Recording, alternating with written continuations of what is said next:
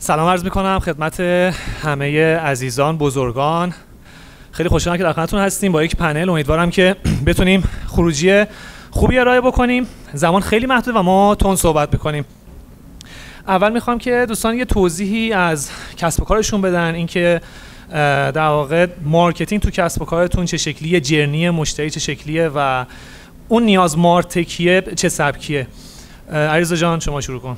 من سلام عرض می‌کنم خدمت همه دوستان. مرسی عادی جان. من اجازه بده من یه زوم اوتی بکنم. حالا اینجا هم نوشته بود زوم اوت، یه مقایسه‌ای داشته باشیم بین حالا بیزنس‌های مختلف. توی ای کامرس‌ها معمولاً یک پیش بینی می‌کنن اوردر رو و به یه طریقی سعی می‌کنن به این پیش بینی برسن. یه دیمند جنریتی انجام میشه به هر طریقی، حالا با تخفیف، ووچر یا با هر اتفاق دیگه‌ای.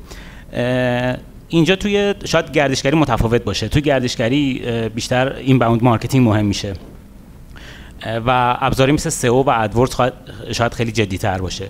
اما توی بازار مالی یکم قصه فرق میکنه. تو بازار مثلا گردشگری پیش بینی پذیری وجود داره، سیزنالیتی وجود داره، ولی توی بازار مالی یک پویایی خیلی زیادی وجود داره و خیلی قابل پیش بینی نیست. اینکه کی در واقع سیلی از کاربرا میان سمت کسب و کار و این پیش بینی ناپذیری خودش یک پویایی میاره و خیلی کارو سخت میکنه و تیم مارکتینگ و بقیه ساختارها باید خیلی پویا و چابک باشن. یعنی کل تیم، از تیم در واقع پرفورمنس، تیم مجله، همه تیم ها کامیونیکیشن باید یک چابکی خیلی زیادی داشته باشن.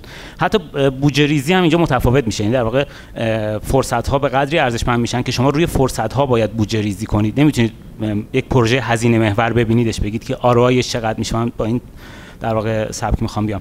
تو چنین مدلی سازمان ها اون ساختارشون خیلی جدی باید طراحی کنن و سازمان های یادگیرنده اینجا بحثش خیلی داغ‌تر میشه. شاید خیلی بحثش پیچیده بشه و بحث دابل لوپ لرنینگ و اینا میاد وسط. من خیلی حالا ورود نمیکنم و روی این بحث دیگه نمیخوام چیز کنم، خیلی ورود کنم. اما به صورت کلی اینجا ترند ها هم خیلی جذاب میشن. برای مثال من یه مثال خیلی ملموس بخوام بزنم، ایردراپ ها هستن که خیلی توی این حوزه اخیراً در واقع تأثیر گذاشتن. برای خود ما تقریباً این اتفاق باعث شد که تقریباً فکر می‌کنم 140,000 کاربر توی یک روز جذب داشته باشیم و این عدد خیلی قابل توجه بود. فکر می‌کنم خود همستر احتمالاً اسمش زیاد شنیده باشید. توی این 6 ماه اخیر امسال باعث شده که صدر سرچ فارسی وجود داشته باشه. حتی انتخابات هم نتونست از همستر جلوتر بزنه و این پویایی میطلبه که ما تو همه حوزه ها اون تیم چابک رو داشته باشیم. این حالا کلیتی از فضای مالی. مرسی. رضا جان شما صنعت لایف استایل، مود، فشن. خواهش می‌کنم. سلام علیکم. خوشحالم می‌بینم خیلی از دوستان سابق، دوستان تازه. من خیلی سریع میخوام از این بخش رد شم، به خاطر اینی که من فکر میکنم که در بسیاری از صنایع مصرف کننده میدونه که چی میخواد و دستن در کاره که داره تلاش میکنه که نیازش رو برطرف بکنه. در فشن، تو فشن احتمالاً خارج از ایران و در فشن فرنگی مصرف کننده ایده از نیازش نداره و قراره که نیازسازی بشه براش در بسیاری از حوزه ها. توی ایران که اصلا فهم از فشن حتی در اند یوزر خیلی بالا نیست، پس دیگه میتونیم تشخیص بدیم که دیگه بک استیج این قصه تا چه سطحی ما گرفتاریم. کننده های حوزه لایف استایل و فشن چقدر در ابتدایی ترین اتفاقات هنوز گیر دارن، هنوز گره دارن. در نتیجه وقتی بحث مارتک میشه که بحث تکنولوژی در واقع مارکتینگ هست، ما چندین پرده از وضعیت فعلی عقب‌تر هم هستیم. من میخوام یه سوال بکنم، بعد این سوال رو یه بابی بکنم برای ادامه بحث. میدونم که کلی مارکتر اینجاست، من میبینم. من میخوام بدونم که چند نفر الان در سالن میدونن که VM مخفف چیه؟ VM. اونا که میدونن دستشون رو بالا ببرن من ببینم. یعنی الان مثلا ایشون هم میدونم چرا میدونن، چون تو صنعتن اصلا. یعنی ببینید وضعیت رو. یکی از فانکشن های بسیار مهمه آقای صفاری که مدیر عامل گروه برندهای دورسام هستن میدونن این وضعیت ماست. یعنی یکی از مهمترین کور ولیو هایی که میتونه دلیور کنه فشن کمپانی و لایف استایل اینه. من اینو میکنم باب دیگه، بیش از این صحبت نمیکنم چون دوست دارم که راجع به آینده مارتک و اتفاقات. آره بعد حالا یه سوال همینجا ایجاد میشه، نکته جالبی گفتی.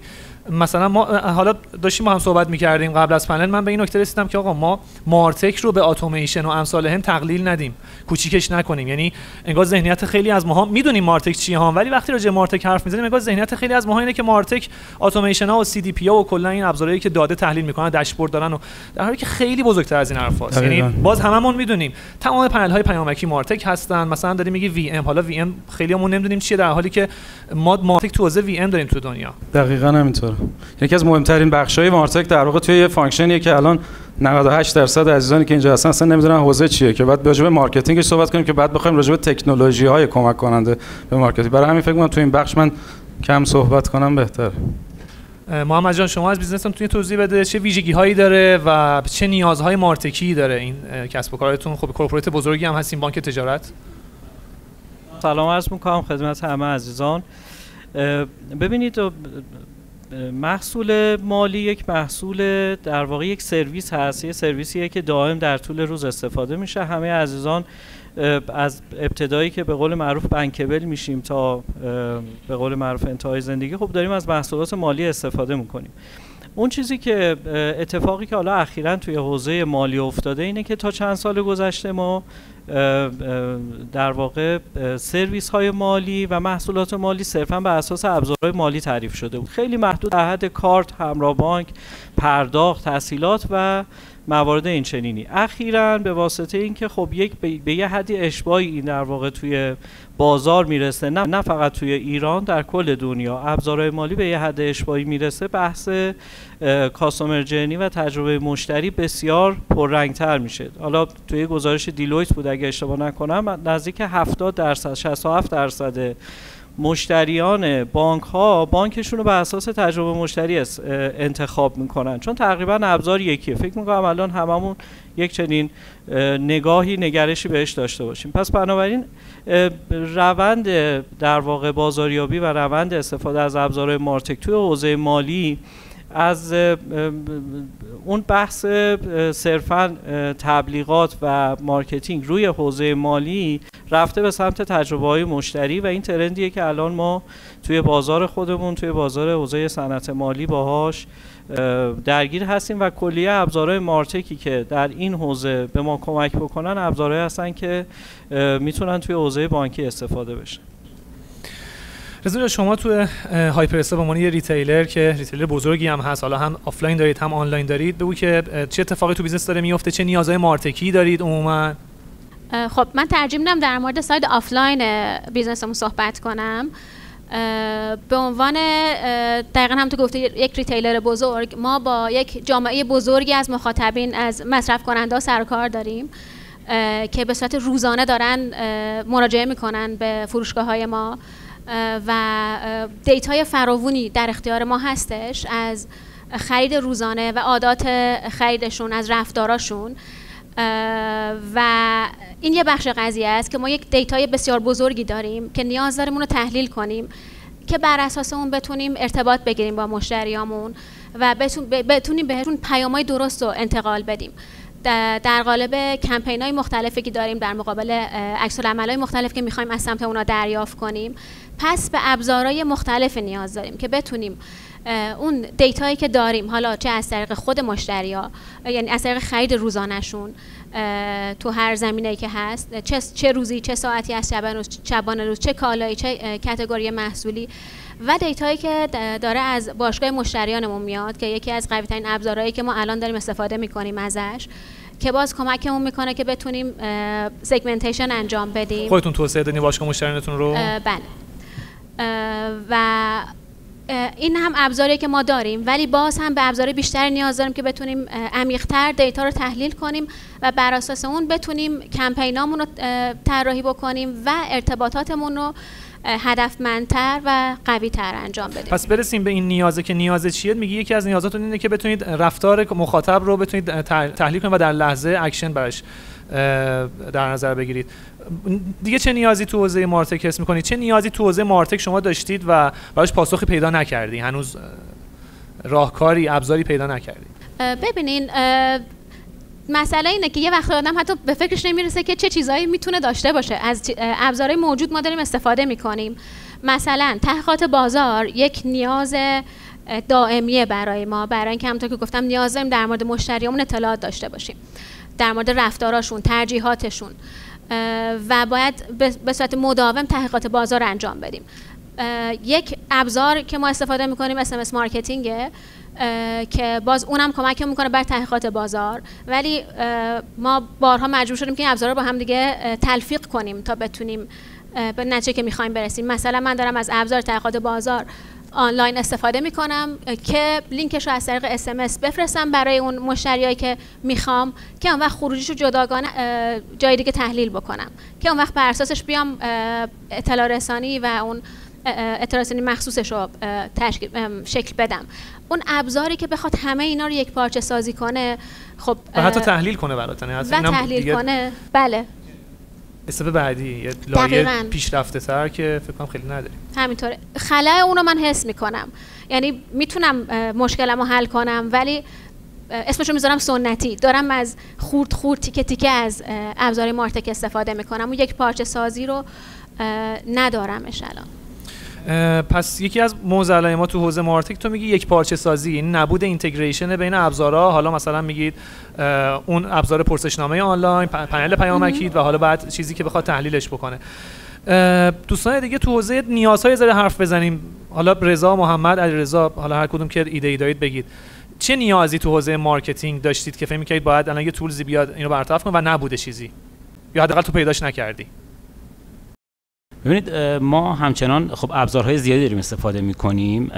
همینجور که گفتی بحث پنل SMS هست، بحث مارکتینگ اتوماسیون ها هست که ما با وب انگیج الان داریم کار می‌کنیم، بحث ترکرها هست که حالا اجاز کنار رفت و ترکرهای داخلی اومدن، ابزارهای AI خیلی ورود کردن توی کار ما. ولی خب یا مثلا توی SEO خیلی ابزارهای زیادی داریم همچنان استفاده می‌کنیم. نایت‌واچ هست، همشون اکثرا خارجی، یعنی اصلا ما نیازهای داخلیمون نمیتونیم تو ایران تامین کنیم. یعنی ابزارهای ایرانی نیاز SEO تو رو پاسخ نمیدن، یعنی چون چند تا اصلا اومدن خیلی کمن و اون حجمی که ما مد نظرمون رو نمیتونن پاسخگو باشن. حتی ما مشکل پیمنت هایی که داریم رو هم حاضریم به جون بخریم که بتونیم اون ابزارا رو داشته باشیم. یعنی میگه مشکل فیچر دارن یا نه مشکل کشش مثلا تعداد کاربراتون رو دارن؟ یعنی حالا یا اون حجم استفاده‌ای که از اون ابزار می‌خوای بکنی رو اصلا روی SEO که خب بحث اصلا چنین قابلیتی فکر می‌کنم وجود نداشته باشه، همچنان ما اعتمادمون به ابزار خارجی بیشتر باشه. ولی مثلا روی وب انگیج حالا بحثی که هست الان یه بحث اعتماد، حالا توی پنل قبلی بحثش مطرح شد، این اعتماده از این جنسه که من بشکنم این اعتماد رو، اعتماد به اون خیرخواهی نیست، اعتماد شامل توانمندی، خیرخواهی و اینتگریتی که اون آدم داره و در کنارش یک ریسکی داره که ما باید اون ریسک رو بپذیریم. این ریسک برای منی که CMO هم ارزش اقتصادی نداره. برای ریسک چیه توضیحش میدی؟ ریسک ببینید من باید از نظر قیمت گذاری برام بیارزه که سویچ کنم، این سویچینگ کاست است. از ابزار خارجی به ابزار داخلی. آره یکی این موضوع، یکی موضوع این که خب اون کارشناسی که داره کار میکنه باید از نظر آموزش بتونه با اون ابزار راحت تر باشه، بتونه کار کنه. اون تیم فنی که میخواد اینو پیاده سازی کنه باید بتونه اونو پیاده سازی کنه. یعنی میخوام بگم که یک مجموعی از تغییر میطلبه که این تغییر کار آسونی نیست و معمولا سازمان‌های بزرگ با دیتابیس‌های بزرگ زیر بار این تغییر نمیرن و این اتفاق نمیفته. ما همچنان ما و خیلی از شرکت‌های بزرگ همچنان دارن با وب انگیج کار میکنن و سراغ خیلی از ابزار داخلی نمیان. رضا تو نیازی داشتی تو حوزه مارکتینگ که ابزاری براش نه پیدا نکرده باشی؟ ببینید من اگه بخوام یعنی اینجوری شروع کنم صحبت‌ها، فکر می‌کنم که فشن چون یه نوعی از خود ابرازیه، یعنی قراره که کمک بکنه که شما بیشتر خودتون رو نشون بدید آنچنان که هستید، یا لایف استایل که حالا بخشی از خونه شماست، زندگی شماست، منزل شماست. یعنی یه سری اتفاقات، کنش و واکنش‌هایی در درون شماست که اگر ابزاری بتونه کمک بکنه که من این نیازها رو در درون بفهمم، احتمالاً جلوتر میستم. حالا با اون بخش قبلی که من صحبت کردم، حالا احتمالاً برندهایی که دیزاین محورن قرار راجع به آینده تصمیم بگیرن، آینده‌ای که هنوز ساخته نشده و قرار مگا ترندی که تو دنیا ایجاد شده که فرضاً در فشن یکی از مگا ترندها ساستینبیلیتی و توسعه پایداره، این مگا ترند یه سری فرزند داره، این فرزندانی دارن، قراره که مارسک به من کمک بکنه فورکست بکنم ترند رو، پیش بینی بکنم آن چیزی که قراره در آینده پیش بیاد، پس دیزاینر من از الان دیزاین بکند برای 6 فصل آینده و مارکتینگ از الان بدونه که 6 فصل آینده میخواد چه اتفاقی بیفته. پس هر چیزی که بتونه به این فضا کمک بکنه احتمالاً یکی از جدی‌ترین حوزه‌های مارتکی که بتونه به من این ایده رو بده. جدای از این قصه مسئله‌های جدی وجود داره. مثلا پشت صحنه راجع به در واقع ژئو تارگتد کمپینا صحبت کردم، کمپین‌های مبتنی بر جغرافیا. همین الان که ما اینجا نشستیم به شوخی بین خودمون اگر یکی رو ببینیم بهش نسبت میدیم که احتمالاً مال فلان محله تهرانه. این شوخیه ولی پشتش یه جدیتی است.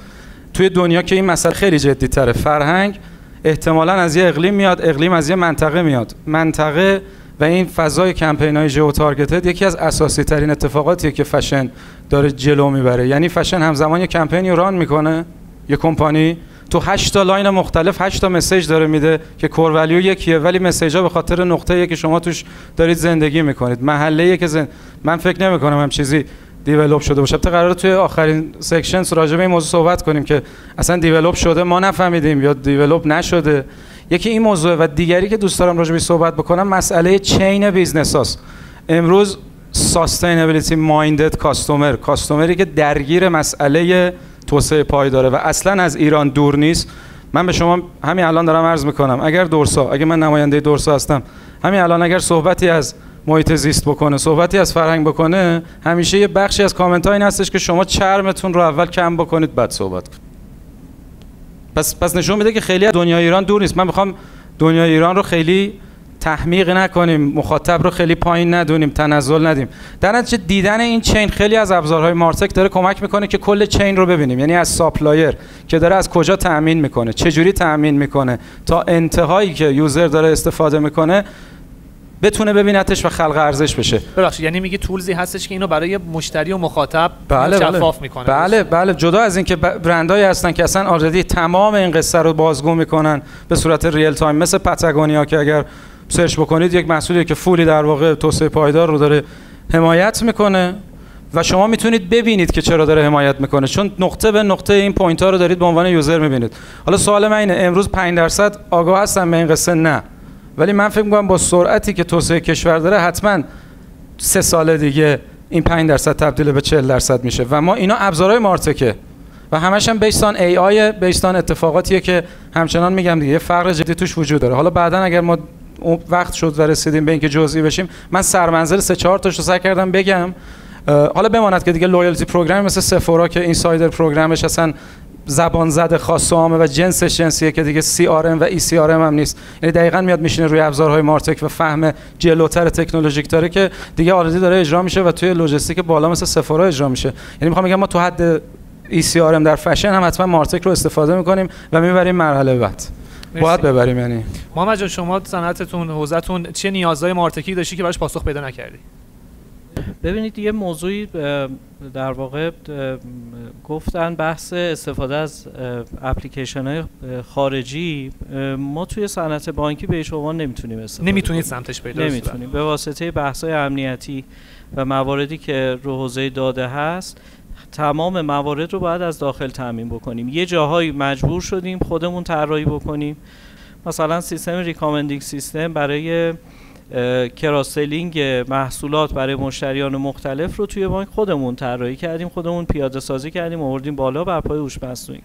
یا فرض بفرمایید که محصول اتوماسیون رو با در واقع دوستان زبلاین به صورت این هاوس توی خود مجموعه بانک آوردیم، سرور رو آوردیم بالا و دنبال مجوزهای افتا و ریاست جمهوری اینا هستیم برای اینکه بتونیم فرآیند رو سکیور کنیم. این اتفاقا موضوع خوبیه، یعنی مجموعه در واقع افرادی که دارن تو حوزه مارکتینگ کار میکنن، این براشون یه فرصت خوبه که تو صنعت بانکی ما نمیتونیم از ابزارهای بیرونی استفاده کنیم، در نتیجه نیازمون باید از سمت بازار داخل تامین بشه و اینها صرفاً ابزار نیست.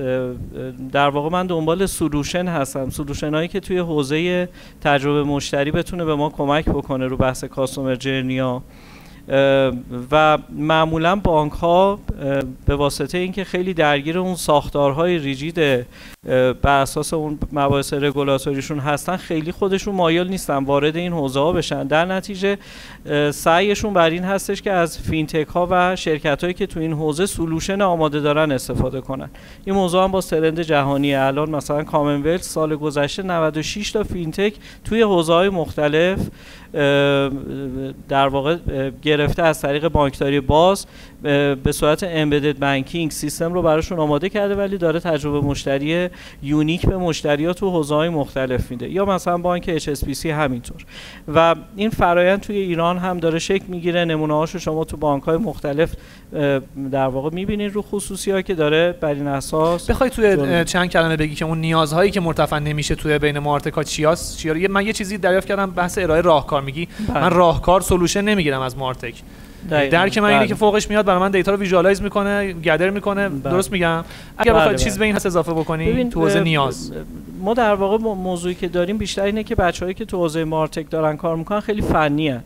یعنی اون در واقع نیاز بیزنس کانسالتنسی که من تو حوزه مثلا بانکی دارم، یعنی اون درکی که از مشتری بانک از سوداوری در واقع حوزه بانکی باید اون تیم داشته باشه و بیاد بر اساس اون به من سولوشن بده رو دریافت نمی‌کنم و فکر می‌کنم این موضوع میگه طراحی محصول بر اساس نیاز بازار نیست، یعنی میگه فنی ان. دقیقاً. یعنی تو من فکر می‌کنم بخوام اضافه کنم اکثرا نشده. میرن یه ابزار خارجی رو بنچمارک میکنن همونو، یا حالا فارسی سازی یا مشابه سازی. من باید موافقم. رضوان شما راجع به موضوع راجع به اینکه مارتکا ایراد کارشون کجاست، پاشنه آچیلشون کجاست، اگه رشد نکردن، اگه یه سری مارتکای ما در واقع اسکیل نکردن، نتونستن اون سهم از بازار بگیرن یا اون سهم قابل توجهی از چنگ ابزارهای خارجی بگیرن، فکر می‌کنید مشکل کجاست؟ یک دو تاشو محمد گفت. آره، یه صحبتی که ما قبلا با هم داشتیم و خیلی جالب بود این که ما داریم میگیم شرکت‌های مارتک یا ساپلایرهای مارتک در حالی که بیشتر تک هستن تا مارتک. یعنی از لحاظ که ضعفی که من دارم میبینم، حالا به عنوان پاشنه آشیل من ازش یاد نمی کنم، ولی ضعفی که میبینم توی مارکت کردن خودشونه، مارکتینگ کردن خودشونه. درست. یعنی که بتونن خودشون رو تبلیغ کنن. من اگه یه نیازی داشته باشم باید برم بگردم پیدا کنم. بله. و اگه ساپلایرهای مختلفی رو بخوام ببینم باید باز کنکاش کنم که ببینم چه فیچرهایی رو دارن و بعد بکشم ازشون بیرون، یا در حالی که میبینم پتانسیل‌های خیلی زیادی تو بازار وجود داره. مثال میزنم، مثلا ما یک کاری که داریم میکنیم پروژه دیجیتال ساینج رو داریم اجرا میکنیم برای فروشگاه. دقیقاً، که اینم خب یکی از ابزارهای مارتکه و خب ما ساپلایرهای خیلی زیادی رو دیدیم و میخواستیم حتما ساپلایر داخلی باشه به دلایل مختلف و این مسئله رو به وضوح میدیدیم. کسی که میومد ارائه میداد آدم فنی بود که میومد برای ما کار رو ارائه بده. سخت افزار میدونست، سخت افزار و نرم افزار میدونست، ولی اینکه بیاد تبلیغ کنه کارشو برای من، نیازت شما بیزنس رو بفهمه اصلا. اونم بله، اونم باز یک مرحله از چالشه که بخشش برمیگره به خود ماها که بتونیم درست نیازمون رو مطرح کنیم، بریفمون رو درست بدیم و از اون ور با آمادگی بیان سمت ما. یعنی اون چیزی قالبی که داره برای مثلا بانک ارائه میده، برای دیجیتال ساینج که برای بانک داره پرزنت میشه، عیناً نیاد برای من پرزنت بشه. یعنی اون نیاز درک شده باشه. ما هم همیشه سعی می‌کنیم با یه درکی سراغ، یعنی وقتی داریم پرزنتیشن دریافت می‌کنیم با اون درک دریافت بکنیم. این نقطه بهتر شدن رو من می‌بینم از سمت نکته دیگه هست. رضا شما راجع به اینکه مارتکا چه نقاط ضعفی دارن تو ایران، کجا میتونن بهتر بشن تا رشد کنن، ایده‌ای داری، نکته‌ای داری؟ من حالا تکمیل کنم صحبت قبلی رو، هم صحبت رضوان جان رو. من گفتم که صرفه اقتصادی خیلی مهمه. ما یه جایی برامون ارزش داشت تو کل صنعت، ادجاس کنار رفت، متریکس و اتریس اومدن بازی رو گرفتن چون صرفه اقتصادی داشت و ریسکش برای من میارزید که این کار رو بکنیم، سویچینگ کاست رو اتفاق بدم. اندازه قیمت گذاری قیمت گذاری برای ما خیلی مهمه، به خصوص سازمانی که خود تو اشل بالاتری دارن کار میکنن. یک بحث اینه. تو حوزه‌های دیگه هم مثل سوشال لیسنینگ جوری که ما بیایم یه خورده آینده نگرتر در واقع بررسی کنیم، ابزار خاصی رو نمی‌بینیم. بیشتر اکثر ابزارهایی که ما داریم استفاده می‌کنیم گذشته نگرن. الان 3-4 تا سوشال لیسنینگ داریم، میگی ضعفشون کجاست؟ ببینید اینا بیشتر چیزی که به ما میدن خیلی پیاری به کار ما میاد که ما کجاها داریم منشن میشیم، چه صحبتی میشه در مورد صنعت، چه صحبتی میشه و خیلی به ما اون راه آینده رو نمیگن. من اشاره کردم اول صحبتام ترندهای زیادی میان تو صنعت مالی، به خصوص توی حوزه کریپتو که خیلی خیلی زیادن. چند سال پیش NFT ها بودن، دیفای بود، بحث‌های جدی‌تری اومد، ایدراپ ها اومدن، اینا خیلی تعدادش زیاده و الان صورت مسئله امروز مشتری چیه برای من دغدغه است. شاید خیلی دارم جلوتر فکر می‌کنم، شاید تو انتخابات آمریکا الان این کمپینایی که داره جریان پیدا می‌کنه اونجا خیلی جدی‌تر این ابزار رصد بشه، ولی فعلا ما چنین چیزی نداریم. مرسی. من باز همش تو صحبتاتون چیزی که هی به چشم من میاد یکی بحث اینه که ابزارها تحلیل ارائه بدن، راهکار ارائه بدن و عبور کنن از در واقع نمایش دادن شرح موقع، اون چیزی که داره رخ میده، حالا چه توی صنعت، چه توی دنیا و چه توی بیزنس خودمون. رضا تو نکته‌ای داری تو این حوزه؟ من یه چیز کوچیکم میخوام بگم. قبلا بهش فکر کرده بودم و هر روزم بیشتر میشه فکرم راجبش. اونم اینه که احتمالاً کانال‌های مارکتینگی که الان درگیره، خیلی از بچه‌هایی که تو مارکتینگ هستن الان فکر کنم عزیزانی که اینجا هستن اینو تایید میکنن، کانال‌های مارکتینگی به یه اشباع حداکثری رسیده. یعنی همینجا که الان نشستیم تقریبا هیچ اثباتی نیستش که خالی باشه. یعنی تا میبینید بالاخره یه نکته هست. این احتمالاً تمام اتفاقاتیه که توی شهر دارید هر روز میبینید. نقش کامیونیکیشن داره جدی‌تر میشه چون کانال‌ها دارن کم رنگ‌تر میشن، چون کانال‌ها اشباع شدن، چون دیگه تا ته قصه رو داریم ازشون استفاده میکنیم. و یکی از مهمترین ویوهای مارکتینگ پرسونالیزیشنه امروز که مارتک کمک میکنه. تو فشن که دیگه این به توان 10 میشه مسئله پرسونالیزیشن. و دوباره برسم به همون فصل اول صحبت، اگر میخوام پرسونالایز کنم یک کامیونیکیشن کامل رو برای شما، یک ارتباط رو، پس بعد شما رو بشناسم و دقیقاً بدونم امروز شما تو چه موقعیتی هستید. ببینید الان بیزنس‌ها تو این نقطه هستن که اگه من فردا تولدمه به من لباس شب پیشنهاد میده، اگه فردا پس فردا در واقع روز کاری منه به من لباس سمی کژوال یا کژوال یا فرمال بر اساس. ببینید تو این نقطه ایستادن، یعنی شما هر روز انسان دیگری هستید و هر روز دارن میبیننشون. پس این پرسونالیزیشن من جاشو خالی میدونم. دوباره دوست دارم بدونم مارتکا، یعنی امتداد صحبت رضوان عزیز، مارتک احتمالاً مارکتینگ تکنولوژیه و من واقعا فکر میکنم اینجا اولین بستریه که من دارم بازیگرای مارتکو میبینم. دیگه بالاخره کوزه‌گر دیگه از کوزه شکسته آب نخوره دیگه. مارکتینگ من ندیدم ازشون که ببینم آیا مثلا من مشکلات پرسونالیزیشنمو میتونم باشون حل کنم یا نه. اینو دوست داشتم بگم که به هر حال جزء یکی از جدی ترین دغدغه‌های امروز کامیونیکیشن حداقل کمپانیه که من افتخار همراهی باش دارم. یعنی اینجا رو دارم، حالا دیگه بقیه‌شو شاید بقیه عزیزان بتونن بگن. مرسی. اینم نکته خیلی مهمیه. من مثلا بزنم رسید ما هیت مپ ایرانی داریم. چند نفر میدونن که ما ابزار هیت مپ ایرانی داریم و کارم میکنه. یعنی من یک سال گذشته باش کار کردم و واقعا کار میکنه. یعنی خیلی چیز پیش پا افتاده و مثلا نابالغی هم نیست اون ابزار، اسمش هم هانتاناس. ولی خب همون که دوستان اشاره کردید دیگه خودشون مارکتینگ نمیکنن، نمیتونن و این مسئله در واقع بهش توجه جدی بشه. حیفه. ما آخرین برآوردی که ما تو دی ام بورد داشتیم بالای 450 تا مارتک تو ایران داریم. خیلی تعداد زیادیه ولی چند تاشو میشناسیم؟ شاید 100 تا 150 تا. حالا همینجا سوال بعدی من اینه که راجع به یه ذره ترندها صحبت بکنیم چون بخشی از موضوع پنلمونم اینه. ترندهای داخلی. یعنی به من بگید که آینده در واقع صنعت مارتک تو ایران رو چطور می‌بینین؟ به نظرتون چه ترندهایی رو پیش رو داریم؟ چه اتفاقاتی خواهد افتاد؟ صنعت به چه سمتی خواهد رفت و چه ابزارهایی به نظرتون ظهور خواهند کرد یا باید ظهور بکنن؟ هر کدوم از عزیزان که من حالا با توجه اینکه دوستان خیلی از دوستان سی ام او هم هستن، ببینید بحث حکمرانی داده خیلی موضوع بسیار مهمیه. یعنی ما ابزار مارتک خب پایه اصلیش داده است. اگر از سمت داخل مجموعه و بیرون مجموعه این دوتا با هم مچ نشه عملا ابزارهای مارتک قابلیت استفاده ندارن.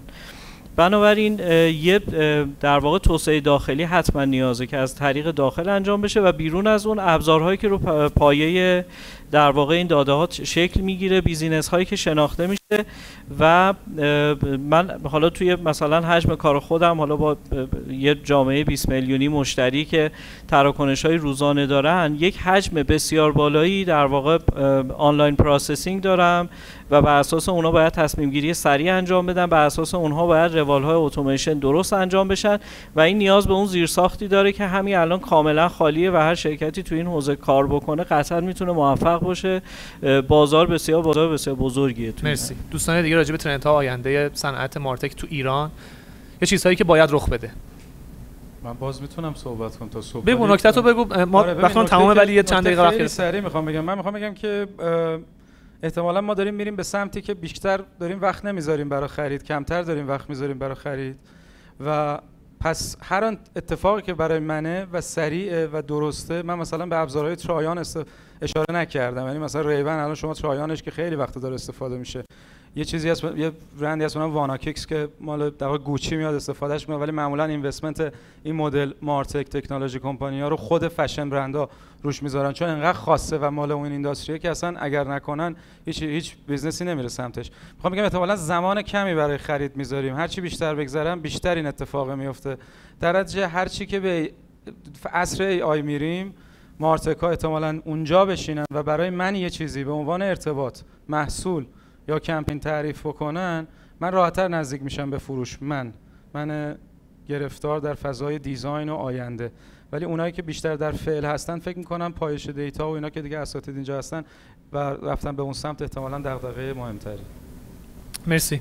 علیرضا جان نکته داری تو؟ بله، سمت ما هم حالا خیلی چیزی که من دارم فکر می‌کنم ترندایی که داره اتفاق میفته، اومدن این بحث خود چت جی پی تی و سایر راجع به ای آی هم صحبت نکنیم. این نکته‌ای بس دوستان اضافه کنید. سایر ابزارهای ای آی باشه که اصلا سرچ عوض بشه، جایی که برای ما خیلی جدی و حیاتیه شاید سرچ و سئو خیلی مهم باشه و نوع سرچ در آینده داره عوض میشه مدلش و ما اینجا احتمالاً یک تغییر و تحول خیلی جدی داشته باشیم. یعنی شاید سازمان‌های بزرگ بتونن این سرچ داخل خودشون رو تغییر بدن، ابزارهای کلی‌تری بیارن، ولی سازمان کوچیک نتونن این سرچ‌ها رو در واقع این نوع سرچ جدید رو پیاده سازی کنن و نیاز به ابزارهای کلی‌تری، دستیارهای سرچ پیدا میشه. تو حوزه‌های دیگه هم خب به هر حال تو منابع انسانی ما داریم می‌بینیم که یه سری پوزیشن ها داره کمتر میشه، نیروهای جونیور کمتر میگیرن، تقریبا عکاس و تصویرگر خیلی کمتر نیازش احساس میشه. حتی من فکر می‌کنم در آینده خورده مهاجرت هم تحت تاثیر قرار بگیره، یعنی مهاجرت هم کمتر بشه. یعنی ترند هایی که داریم میریم به این سمت خیلی عجیب و غریبه. یعنی دیمند نیروی کار تو حوزه تولید محتوا داره کاهش پیدا میکنه، نیروی جونیور کمتر آره. میشه. و یه نکته من اضافه کنم، اگر حالا نکته شما داشتید بگید، من همین الان بزنم رسید. خب موضوعمون ترندها و نیازهای مارتک تو ایرانه. یه چیزی که من دارم میبینم اینه که اکثر مارتکایی هم که ما داریم و بالغ شدن، توسعه پیدا کردن، خیلی محدود به فضای دیجیتال، مارکتینگ در فضای دیجیتال هست تو ایران. مثلا ما تو حوزه تبلیغات محیطی چند تا ابزار خوب داریم که مثلا برای من کسب و کار بشمره که این بیلبوردم توی فلان اتوبان چقدر دیده شد. تو تبلیغات تلویزیونی ما چقدر مارتک داریم که برای من رصد بکنه، تحلیل بکنه، من آمار بده. ما تو حوزه وی او دی ها الان بودجه های خوبی داره از سمت مارکتینگ میره توی وی او دی ها، تبلیغ وی او دی خرج میشه. کدومشون در واقع تک بیس شدن؟ هیچ کدوم. تمام وی او دی ها اجرای تبلیغات تو وی او دی هاشون دستیه. شما باید به عنوان بیزنس ویدیو تو بفرستی برای اکانت منیجری کسی، اون میذاره، بعد ریپورت چجوری میدن به تو؟ یه ریپورت، یه پی دی اف میده، میگه انقدر دیده شد، انقدر. خب مشخص هم نیست شفافیت چقدر درست چقدر غلطه.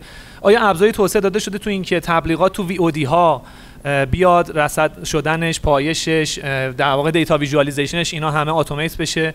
وجود نداره. تلویزیونی همینطور، محیطی همینطور. و این هم از نیاز خیلی بزرگه توی حوزه مارتک، به خصوص ادتک، چون پول اصلی داره تو این ستایی که گفتم خرج میشه واقعا. یعنی محیطی، تلویزیونی به خصوص، حالا وی او دی هم هی داره سهمش اضافه میشه. هیچ تولزی ما تو این حوزه تقریبا تولز خوبی نداریم. اگه نقطه نظری دارید بگید. من 5 دقیقه از وقتمون تجاوز کردم، اگه نه تشکر و جمع‌بندی بکنم. خیلی ممنونم از شما، خیلی متشکرم از دوستانی که افتخار دارین، خیلی ممنونم از شمایی که وقت گذاشتین.